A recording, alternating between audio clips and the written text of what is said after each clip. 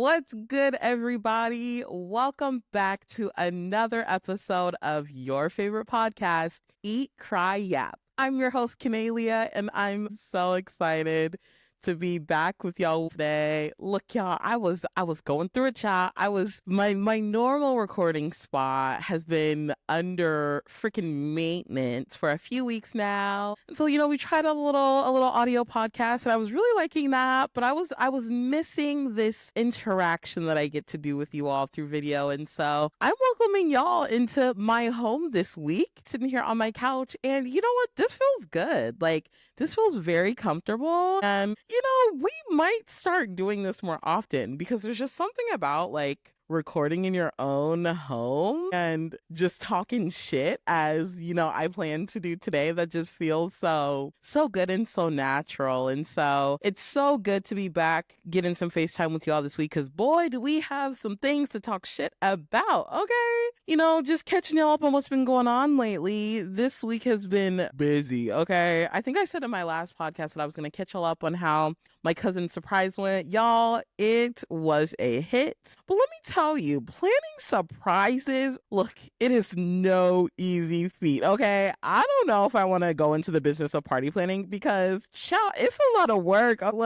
First of all, trying to set up a surprise is stressful because especially when it comes to somebody who's very smart, like someone who can pick up on things, who knows you, you have to go the extra mile to ensure that they don't pick up on nothing. And when I tell y'all, my cousin almost blew her own surprise. It was hilarious. And so we had to do some last minute pivots, and we had a concrete plan, have her coworker bring the one to bring her to the place because it would be the least detectable surprise, and had her walk in, and when she walked in, we were all there at the table yelling surprise, and she had the biggest shock on her face. Literally, it was a success. But when I tell y'all I was stressed, I was sweating because it's so hard, especially when it's someone who can easily detect when shit is awry. And it's funny because after the fact, she told me, she was like, she was like, I thought you might have forgotten about my birthday, so I didn't even think it was happening. And I was like, that was the goal. That's exactly the goal. I couldn't tell her shit.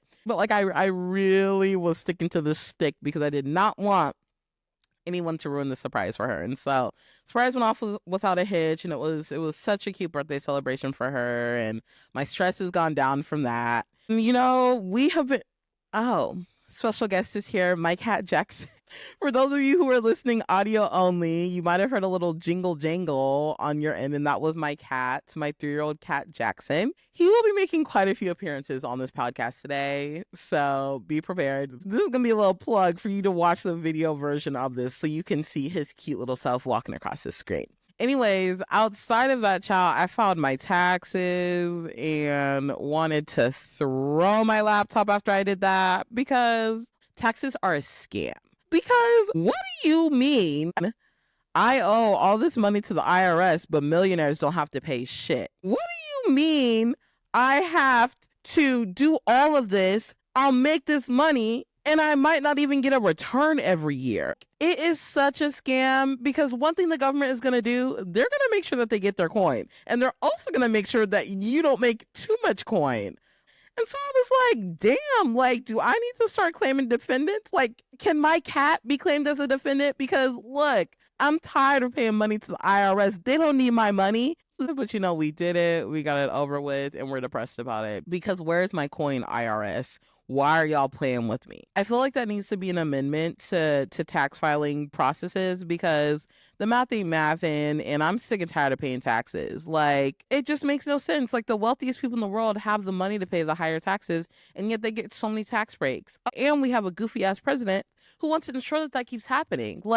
Damn, are the poor forever going to stay poor and the rich forever going to stay rich? It's such a backward society. And I'm just like, how the hell, especially in times of crisis, especially when we've gone through things like pandemic. Yeah, we had things like freaking stimulus payments, but for most people, that does not do much, especially for those who have big families. And so getting near the end of my government rant, I just hate taxes. I hate it here in the US, and I want a fat ass paycheck. That's how I feel. Run me my money, IRS. That is how I feel. Moving right along, we have decided that we might need to delete dating apps for good because I'm starting to feel like, I don't know. I feel like if you've been on and off dating apps for some time, and you also see some of like the same people who you've either ghosted, dated before, or avoided. And I kind of feel like the saying of like, I kind of feel like the definition of of insanity, like doing the same thing and expecting the same results. And I think I'm just kind of at this place where I'm like, I think I might want my person to just find me. Like, I think while I don't see like going on dating apps or dating websites or using matchmakers, whatever your gig is, I don't see it as you necessarily going out of your way to find something, but I do feel like sometimes it kind of feels like there is some level of like dissatisfaction when like you are putting yourself out there and not meeting quality people, or in some cases not meeting anyone, and just kind of like getting sucked in the lull of like swiping or having a bunch of like conversations that go nowhere. And I think for me, I've just been in a spot where I've been doing a lot of rejecting, and that's not something that I'm used to. And I have learned that you can be open-minded.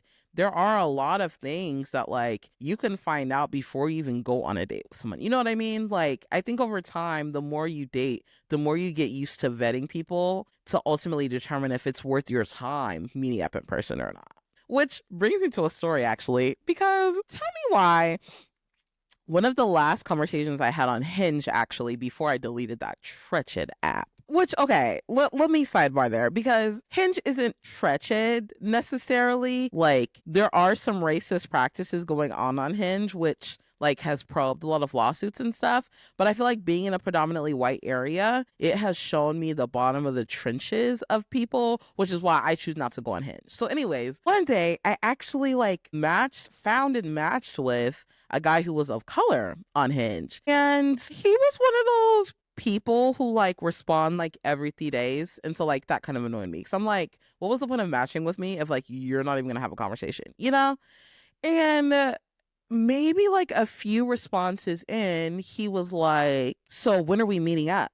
And I was like, homie, I don't even know you. Like, we haven't even had a full conversation yet, and you're already being pushy about meeting. Like, he said it in like a sarcastic way, but I was just kind of like, I don't know you. And we've literally maybe have said 3 responses max in between each other. So like, I don't even know like anything outside of your name, homeboy. And you're already talking about when are we meeting up? Like, I'm that kind of person, because I'm a woman and because I am very, very mindful about safety because I am a woman. I usually go by the rule of like, I need to converse with this person for at least like a week tops, right? And there are certain things that like I need to know, and there are certain vibes that I'm looking to see, and I also need to be able to like find this person either on Google, social media, LinkedIn, somewhere, and like verify this person is who they are. Like, I go through this whole like mental checklist, right? Child, we haven't even gone through step 1. Like, we have not even had a full conversation. So it was very much giving like red flags. And I was like, well, LOL, like, I don't know that you're not a serial killer yet. LOL. And he was like, don't worry. He said the only crimes that I am willing to commit are things like menacing, arson, and like vandalism. Like, it was giving very specific crimes, which, pause, I didn't even know what menacing was until I did jury duty last year, actually. Like, my first time doing jury duty was the first time I had ever heard of what menacing is. So the fact that he knew that was, and also nailed out like very specific crimes, like, that wasn't funny to me. Like, that was giving like, you're a little weird. And like, if this is your way trying to tell me that like you're not a serial killer, although you're saying this in a very joking way, like, it's still giving me weird vibes. You know what I mean? And so like, I said something along the lines of like, LOL, like, good to know, or some shit like that. And I'm like, but I'm still not gonna meet up with you. Like, I just need. And then I was just straight up. I was like, for me to feel comfortable with meeting someone, like, I like to chat with them for a bit, just to get to know them for a bit, get a good vibe, and then whatever. And homeboy felt some type of way. This boy said, well, he was like, yeah, like, I can understand that, but I see we're at an impasse here because I feel most comfortable when I meet someone right away. Like, the selfishness was reeking out of that response, because first of all, it's not about you. You're the one asking me on a date. And if I'm telling you all we need to do is chat a little bit and that's a problem to you, homie, thank you so much for showing me why we were not supposed to meet up. Because case exhibit A, what you just said. Exhibit B, listing out the most very, very specific crimes that like almost hint at like you probably did that shit. No, thank you. And so after that, I just blocked him. Because what I'm not about to do is argue with the man after a boundary I just set. Like, thank you so much for telling me or actually validating my reasonings as to not meet you, because it is a very simple boundary. In order to feel comfortable with you, we need to chat. That's a problem. Thank you. Goodbye. And so that is just one of the many reasons why I'm just kind of like sick of going through like the ebb and flow of dating apps. And I think like for the first time in my life, I'm leaning towards like, I think I want to stop allowing space for like meeting someone in dating apps. And I think I just want to focus more on anything but that. Not that dating was my first priority, but I just kind of feel like there has just not been results of quality that I have wanted. And so putting my energy in that space now just feels draining. I've been annoyed. I've been pissed. I've been like frustrated. I've been so many things, but like draining is just not one of those things that like I thought I would experience. And so that kind of signaled to me that like my energy, my time, my focus no longer needs to hold space for that, because that is not the fruits of that labor. There are none. It's giving desolate. It's giving waste of my time. It's giving me saying a lot of no's and not seeing anyone who is of quality and worth my time. And for that, I need to put my time into things that are worthwhile. And so your girl looked into a workout class. Y'all, I feel like such a grandma because I have this like workout app and I'm trying to like work my way up to like going to a class in person. And so I have this workout app that like has like workouts and workout classes. So you can do solo or you can do like virtual workout classes. And so your girl started a Zumba class through my workout app, and child, it kicked my ass. Like I couldn't even complete the class. Like that is how out of shape I am. I have not like actually worked out in a long time. I'll like go on hikes occasionally, but I have not done like a structured workout in a long time. And so like that alone was like, okay, you definitely need to be doing this, girl. But also it's like, yeah, hell no, I'm not to be doing this huffing and puffing in front of all these random ass people. No. And so my plan is to stick with the workout for about like a month and see how I do, see how I feel about it. Because my biggest problem with working out is finding workouts that I enjoy. Because for me, the only way that I can stay consistent with something like an activity, a new venture, whatever, is if I truly find enjoyment and fulfillment from it. And I really want working out to be another outlet for me, because I do have weight loss goals I want to achieve and like health goals I want to achieve. And I know that like I do need to be moving my body a lot more, especially because I work from home. Like I sit a lot because I'm like typing at a desk, all of that jazz. And so my goal is to stick with that for a month, see how I enjoy it. And if I really love it, then I will move forward with signing up for Zumba classes or just structured workout classes. And so far, although it winded the fuck out of me, I really enjoyed it. And so I am continuing it. Today will be literally day 3. So we'll see how we go through the rest of the week. And I'm just really excited to like see how this new outlet goes for me and see how, or if I'll stick with this and achieve like my weight loss goals. So I'm really excited for that. Like I am very much like a planner. I want to structure my life and these are things that I do. But I think like there is something about like having less control and just allowing life, God, the plans for me fan out the way that they need to. And so your girl will keep you posted on how these ventures go. We literally deleted our dating apps last week and so far so good. You know, we've been bored a few times, but that's pretty natural. And so hopefully these new activities that I'm starting will like start to fill up my time more, outside of my time dedicated to like other things like catching up on reality TV, which we will talk about.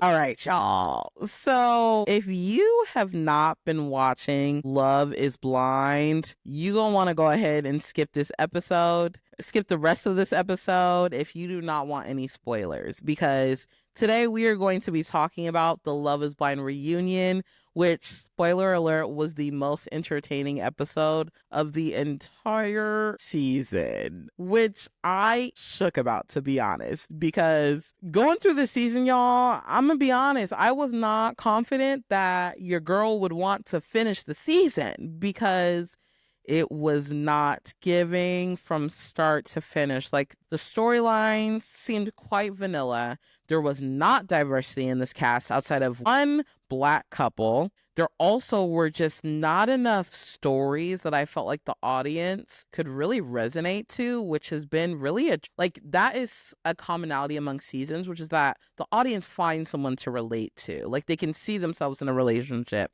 or they can understand relationship dynamics. And in this season, it was very much like odd couples, or like people who should have never coupled up. Like, the formatting of this season made no sense. And so, I tried to like keep going. I tried to like give it the benefit of the doubt, because I knew eventually the episode that like always shakes the table would come up, which is the episode where all of the couples meet for the first time, those who did not make it past the pods and those that got engaged. That episode let me down. The people who should have had conversations should not have. Only a few of them did. Few of these guys were cowards. Honestly, that shouldn't have even been a whole scene. Like, we could have got the cliff notes of that. That's how unentertaining it was. So I was like, you know what? I'm going to keep trying because I know there has to be some sort of solid episodes coming out of this. Like, maybe it's going to be the wedding episodes, which I will say overall were,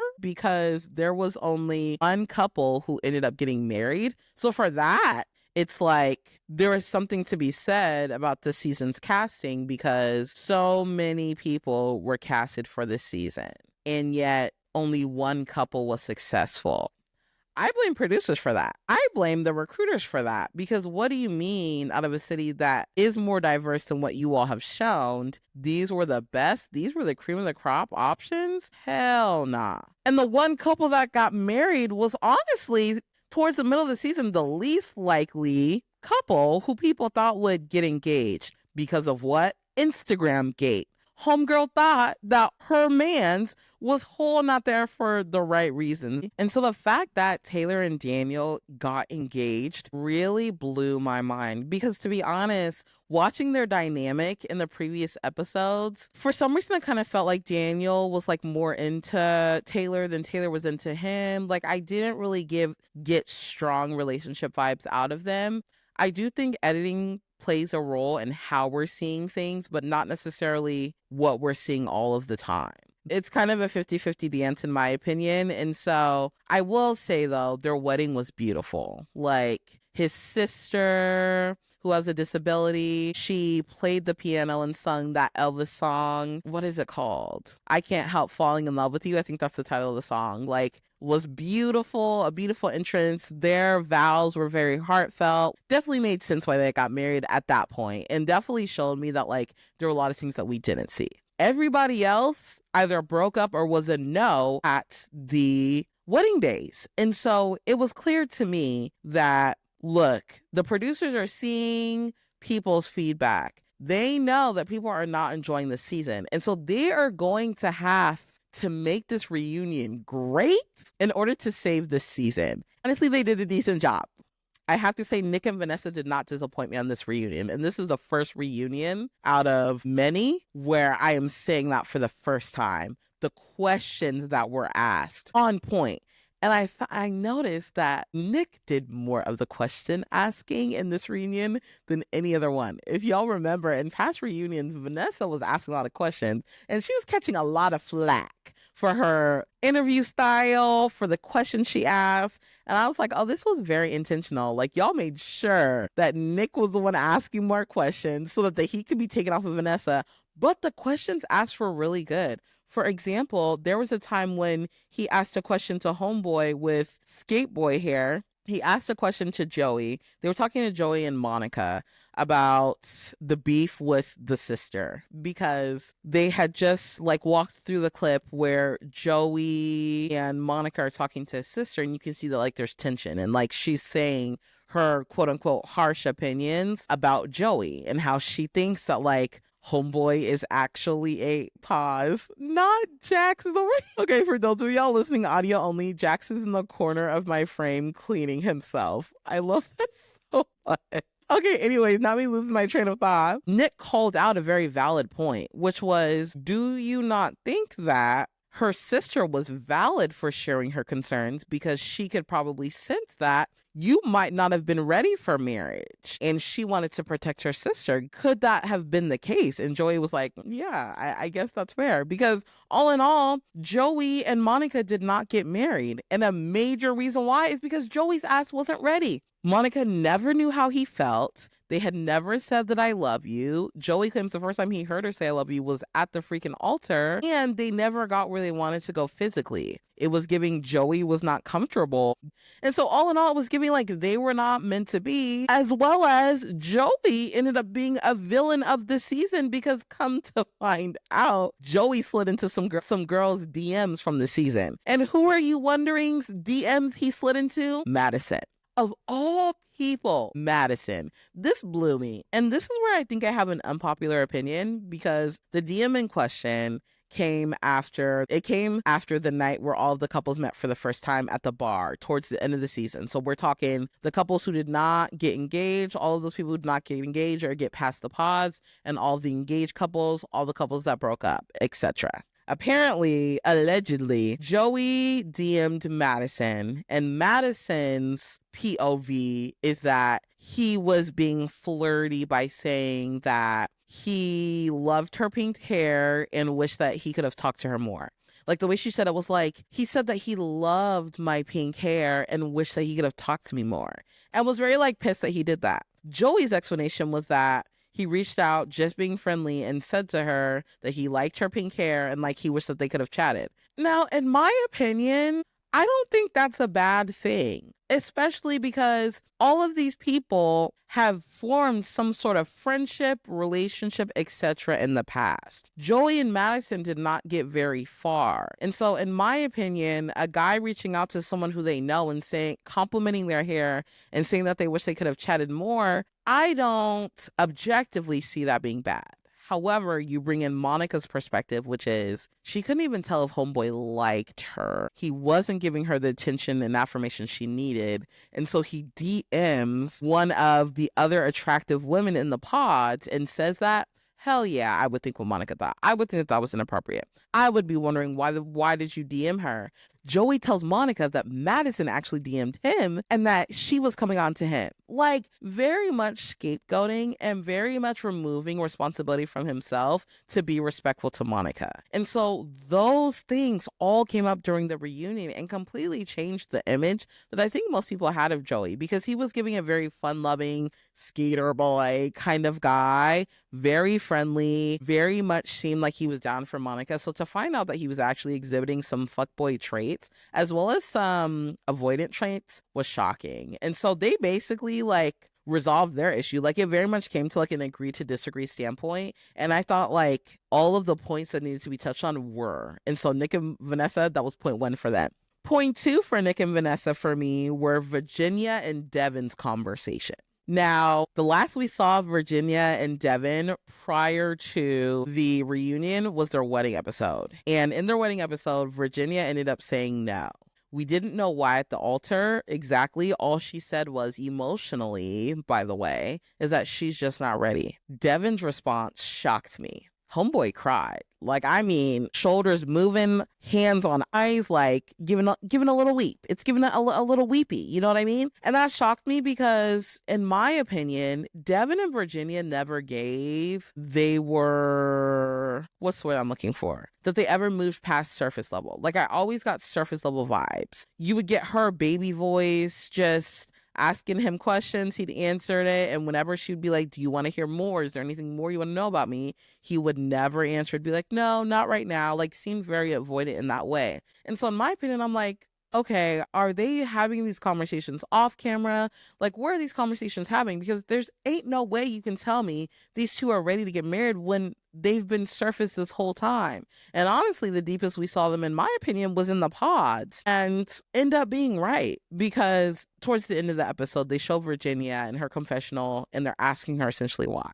And that's where she lays out the tea. Homeboy Devin was very conservative in his views. That is opposite of hers. Homeboy Devin hid a check that was for Virginia and Devin as a wedding gift from a family friend, hid a check from her. She did not find out about the check until the wedding when Devin's mom asked her about it. And number three, they did not get past surface level conversations, and physically they did not mature as well. And so all of that combined had Virginia to the point where she realized they are not aligned on their values, for one, and for two, she did not trust the connection enough. And so in the reunion, the questions were asked essentially. Like, they asked Virginia to explain that, and she stood 10 toes down on the fact that she is more liberal in her views than Devin. And Devin very much had the standpoint of like, well, we don't have to agree on everything.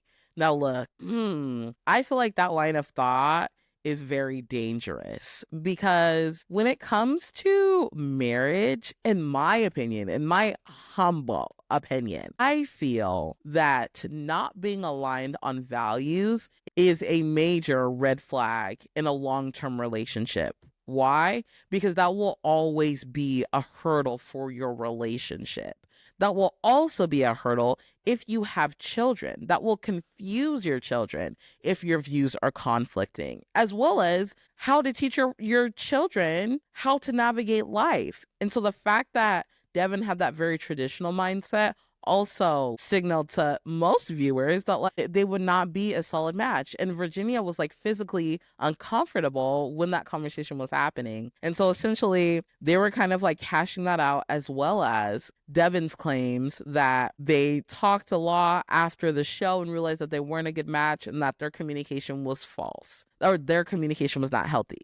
To which Virginia claims that was a complete lie, and that she called Devin for a week afterwards to try to talk things out, and homeboy ghosted her. Then the other pod girls chime in and go, Devin, you told us that Virginia ghosted you. So like the mess is coming out. Like, we are seeing the shitty men getting what they deserve, which is all the heat. Because what you're not about to do is paint yourself out like you were the victim of the situation. And that's how Devin was painted when Virginia left him at the altar. And so I was really glad that Virginia was given her moment to actually show the world that he is not the victim, and if anything, should be held accountable to his actions that were very shitty during the show and post-show. Vanessa and Nick point two, because the way that conversation was allowed room for both of them to speak, say their piece, and come to an agreement that it was not meant to be. Point number two. Okay. Now, the only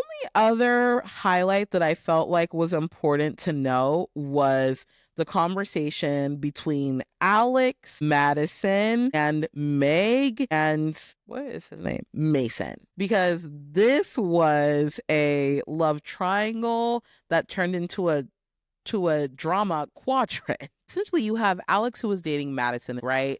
Madison was the blonde girl who was stuck between Alex and Mason, was one person with Mason and one person with Alex. And then you had Meg, who was another blonde, who was down for Mason from the jump. And so we saw the relationships essentially unfold when, Madison put pressure on Mason to choose her, and then he chooses her, and she falls back and decides that she wants to focus on Alex. So then Mason tries to go to Meg because that was his other connection, and Meg's like, I don't want to be second choice. I can't do this. And then Madison also, though, prior to that, was trying to play with that relationship, try to speak for Meg and Madison and make Mason seem like he was the bad guy in the situation, which he was not, unpopular opinion, and that Meg and her hate him. Like, very much manipulating the game, as well as going back to Alex and just shit-talking Mason and blaming Mason for the whole entire thing, when Madison was actually manipulating the whole situation.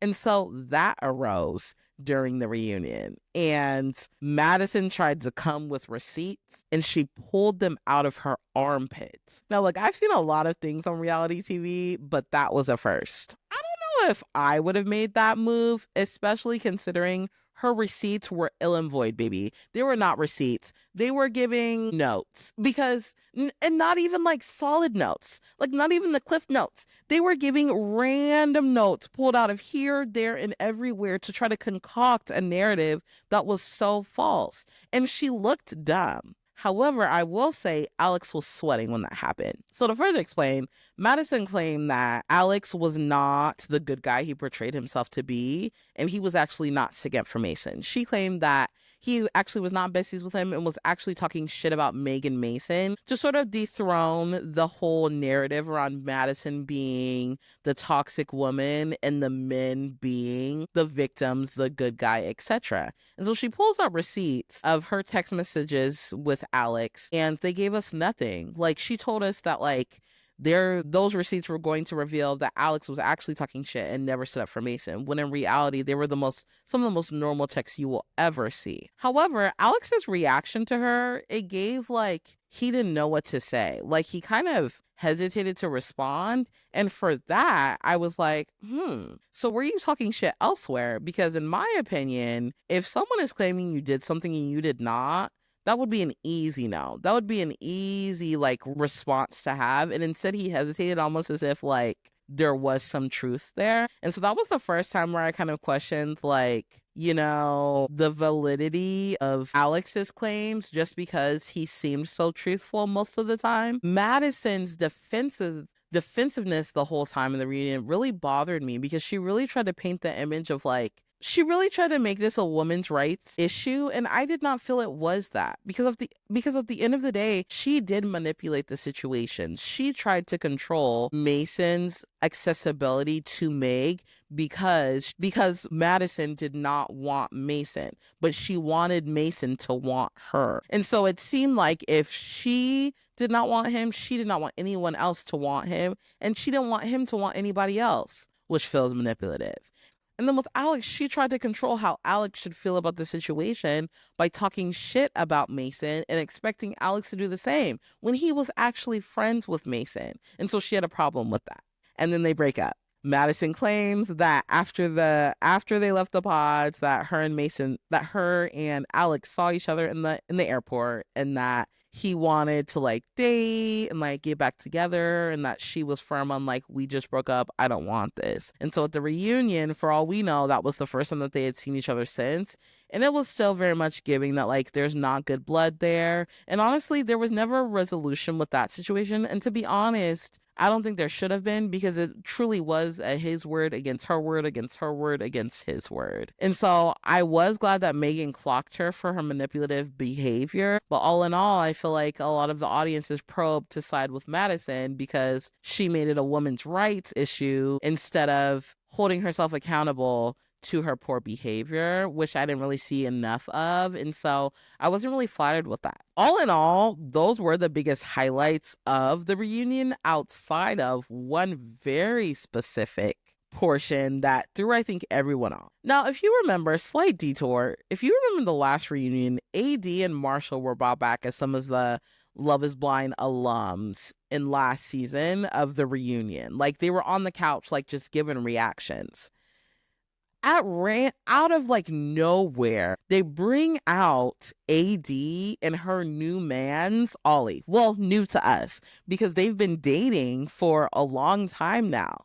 After meeting on the show, that season has not even come out yet. And so Ollie and AD, a lot of people did not know that they were actually dating. So anyways, Nick and Vanessa bring them out and everyone is like, what are they doing here? Like Love is Blind really gets a high off of bringing Love is Blind alums to the show during a reunion for the current season. Like, it makes no sense to me at all. Like, y'all need to go ahead and just do a Where Are They Now episode. We want to catch up on what's going on with the current season. You get what I'm saying? And so it was mad random to bring them on the couch and like ask them about like the relationship. It starts off as a commercial for The Perfect Match and then cuts to an engagement video.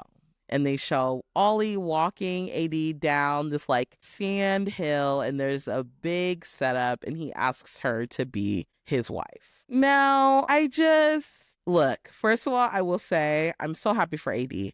Homegirl went through it. I think that she deserves all the things, and her and Ollie clearly have found such a solid connection. I love that for her. I love seeing Black women happy. Now, on the other hand, it made no sense to include that in the reunion. Why? So many people don't know.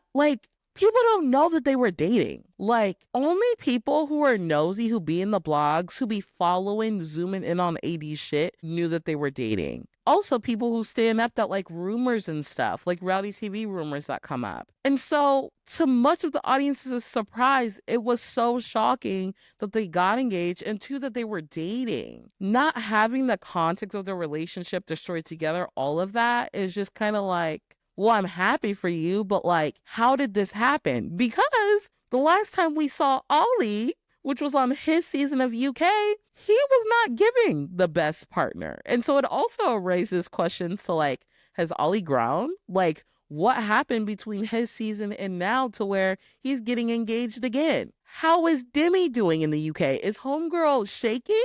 Or is she happy for him? It probed so many questions, which is why I will die on the hill of reunions need to be reserved to the relevant cast that is current, not the past. Again, Love is Blind could have posted about AD's engagement on social media. She was going to get news coverage, all of that. They should have left it there because, again, it made no sense. And then they go on to promote AD's podcast. It was so random. It made no sense. And the only relevance was the fact that they were both on Love is Blind. So between that and the random performance they threw in the reunion and the top 5 Love is Blind moments, they are trying to make the Love is Blind reunions into some sort of variety show, and I am not here for it. And this is why I will also always stand on the hill of we need more reality TV hosts to actually do the hosting. We do not need to bring washed up actors, washed up actresses who think they want to be a journalist to host reality television reunions. There is an art and a science to it. And the fact that these people have been roasted, talking about Nick and Vanessa, almost every freaking season because they are trash just shows yet again the producers, the show creator only caring about making money and only wanting press that makes people talk about the show. And although Nick and Vanessa are terrible hosts, they do trend whenever there's a reunion. The show is getting the attention. So I almost feel like the opposite effect is happening. And so all in all, if I were to rate this reunion, I would give it a 5.5 out of 10. And that is a step up from the 3 and 4 ratings that I have given previous reunions. And so if you have not watched the season at all, I would say the reunion is worth watching for some laughs and for some answers to your questions surrounding the drama, the few and far between drama moments that happened in the show. We actually got answers to those questions.